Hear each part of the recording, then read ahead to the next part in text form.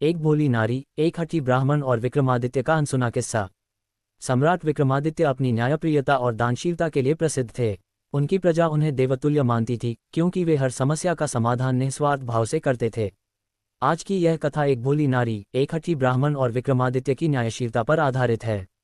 कथा का आरंभ। बहुत समय पहले उज्जैनी में एक गरीब विधवा महिला रहती थी।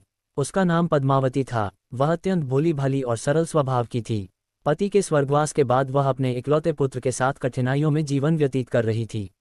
वह लोगों के घरों में काम करके किसी तरह अपना और अपने पुत्र का भरण पोषण कर रही थी। उसी नगर में एक ब्राह्मण रहते थे जो अत्यंत हठी और स्वाभिमानी थे। उनका नाम वेद शर्मा था। वे एक योग्य विद्वान थे, परंतु उनके स्वभाव में कठोरता और जिद थी। वे केवल धर्म और शास्त्रों की बातें करते थे और किसी से अपनी बात को लेकर समझौता नहीं करते थे। समस्या का जन्म। एक दिन ब्राह्मण वेद शर्मा ने किसी कार्य के लिए पद्मावती से एक स्वर्ण मुद्रिका उधार ली।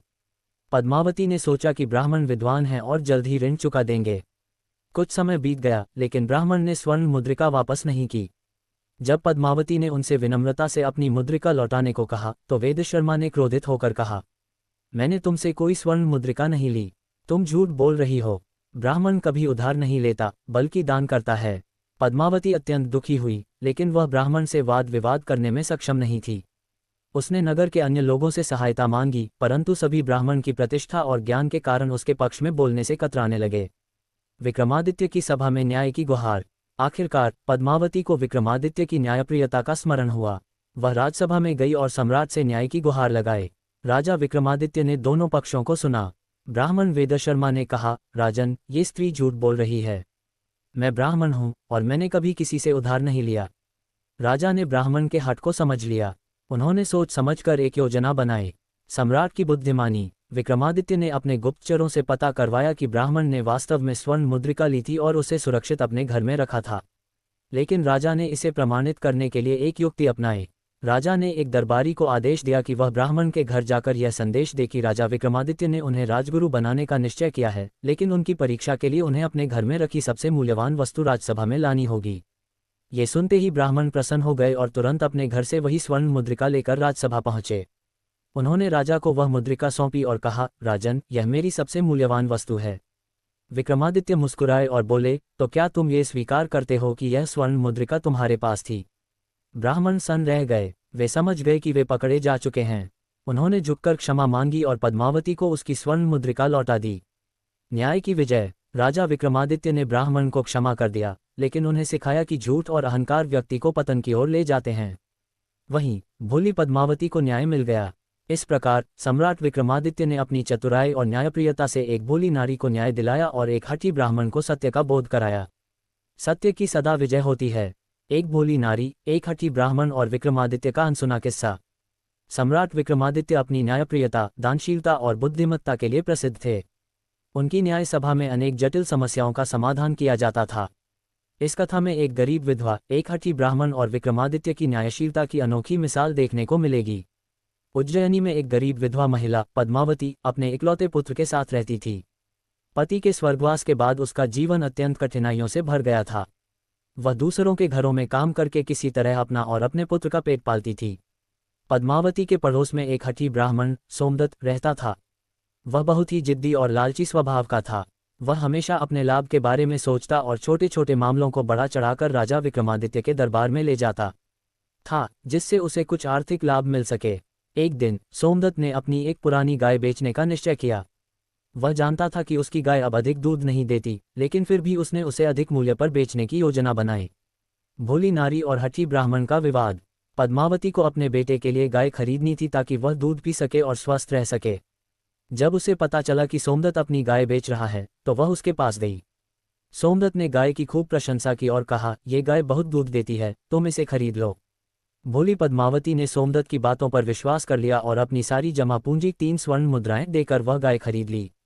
लेकिन जब वह गाय को अपने घर लेकर आए और दोने बैठी, तो उसे बड़ी निराशा हुई। गाय के थनों में एक बूंद भी दूध नहीं था। पद्मावती समझ गई कि ब्राह्मण ने उसे धोखा दिया है।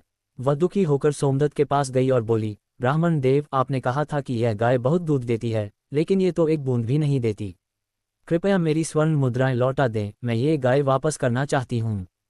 सोमदत्त क्रोधित होकर बोला, विक्रय एक बार हो गया तो हो गया। अब न तो मैं गाय लूंगा और न ही तुम्हारे पैसे लौटाऊंगा। तुम चाहो तो राजा विक्रमादित्य के दरबार में न्याय की गुहार लगा सकती हो। पद्मावती के पास कोई और उपाय नहीं था, वह न्याय के लिए राजा विक्रमादित्य के दरबार में पहुंची। विक्रमादित्य की न्यायप्रियता। अगले दिन राजा विक्रमादित्य की न्याय सभा में पद्मावती ने अपनी व्यथा सुनाई। उसने कहा, महाराज, मैं गरीब हूँ। मैंने अपनी सारी जमा पूंजी इस गाय के लिए दे दी थी, लेकिन ब्राह्मण ने मुझे धोखा दिया। मुझे न्याय चाहिए। राजा विक्रमादित्य ने सोमदत्त की ओर देखा और बोले, ब्राह्मण देव, क्या ये सत्य है? सोमदत्त ने तुरंत उत्तर दिया, राजन, व्यापार में कोई लेन देन वापस नहीं होता। इस महिला ने गाय खरीद ली, अब वह उसकी है। इसमें मेरा कोई दोष नहीं। राजा विक्रमादित्य कुछ देर सोचते रहे।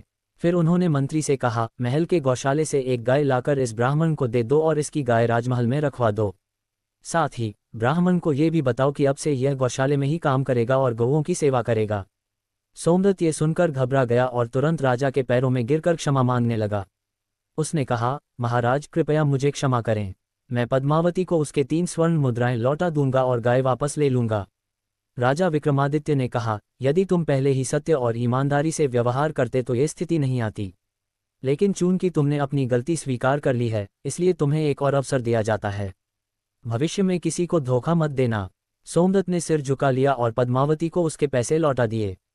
इस प्रकार राजा विक्रमादित्य ने अपनी बुद्धिमत्ता और न्यायप्रियता से एक गरीब विधवा को न्याय दिलाया और हठी ब्राह्मण को उसके कर्मों का पाठ पढ़ाया।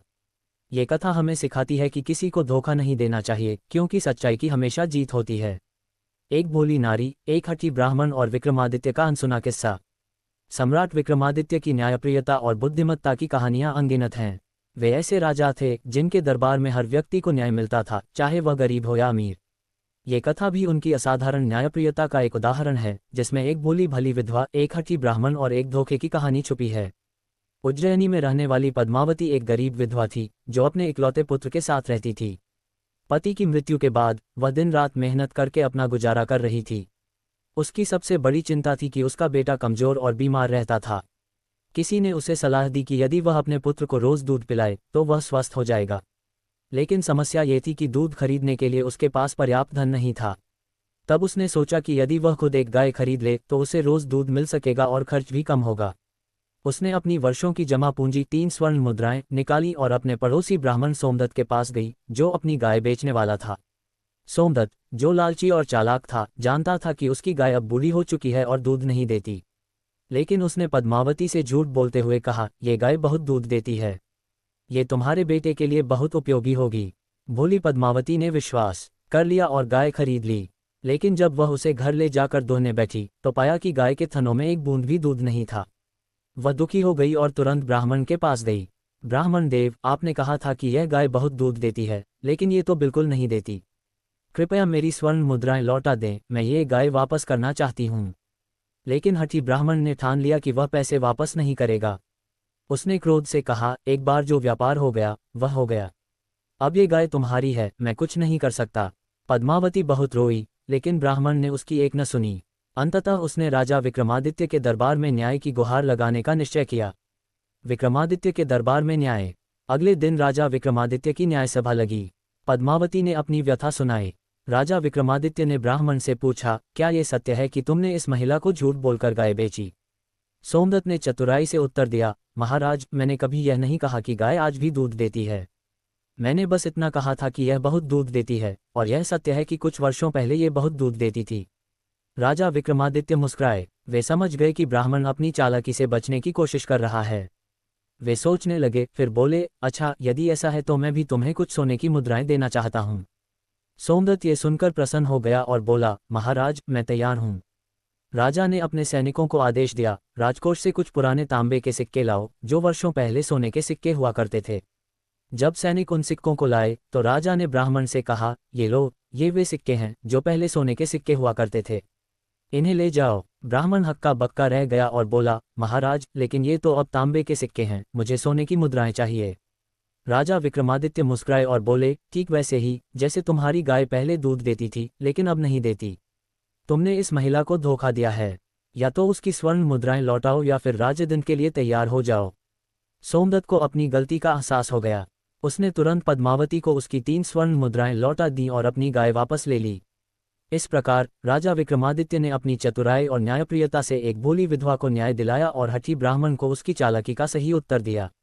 ये कथा हमें सिखाती है कि छल कपट और झूठ से प्राप्त किया गया धन अधिक समय तक नहीं टिकता और सत्य की हमेशा विजय होती है। समाप्त।